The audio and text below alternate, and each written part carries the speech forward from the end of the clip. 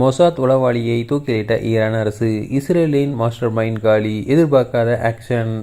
ஈரானின் இஸ்ரேலிய உளவு அமைப்பான மொசாதுடன் தொடர்பு வைத்திருப்பதாகவும் அரசுக்கு எதிரான வன்முறை போராட்டங்களில் ஈடுபட்டதாகவும் குற்றம் சாட்டப்பட்ட இளைஞர் ஒருவருக்கு அந்த நாட்டு அரசு மரண தண்டனை நிறைவேற்றியுள்ளது.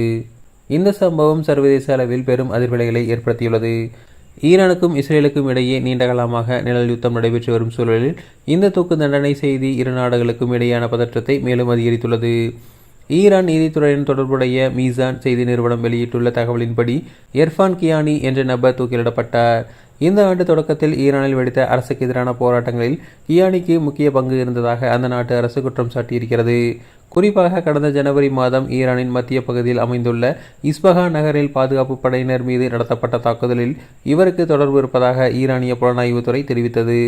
இந்த தாக்குதலின் போது பாதுகாப்பு படை வீரர்கள் இலக்கு வைக்கப்பட்டதாகவும் பொது சொத்துக்களுக்கு சேதம் விளைவிக்கப்பட்டதாகவும் அதிகாரிகள் தரப்பில் தெரிவிக்கப்பட்டது.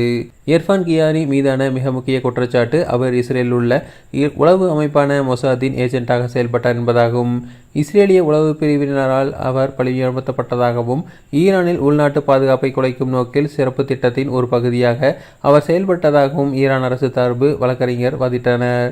ஈரான் அரசாங்கம் அவ்வப்போது தனது நாட்டில் நடக்கும் போராட்டங்களுக்கு பின்னால் வெளிநாட்டு சக்திகள், குறிப்பாக இஸ்ரேல் மற்றும் அமெரிக்கா இருப்பதாக குற்றம் சாட்டுவது வழக்கம்.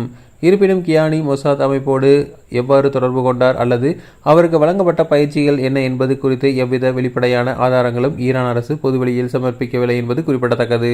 ஈரானில் சமீப காலமாக அரசுக்கு எதிரான கருத்துக்களை கொண்டவர்கள் மற்றும் போராட்டக்காரர்கள் மீது கடுமையான நடவடிக்கைகள் எடுக்கப்பட்டு வருகின்றன. கடந்த சில ஆண்டுகளில் மட்டும் நூற்றுக்கணக்கான போராட்டக்காரர்கள் கைது செய்யப்பட்டுள்ளனர். இதில் பலருக்கு தேச துரோகம் மற்றும் கடவுளுக்கு எதிரான போர் போன்ற கடுமையான பிரிவுகளின் கீழ் மரண தண்டனை விதிக்கப்பட்டுள்ளது.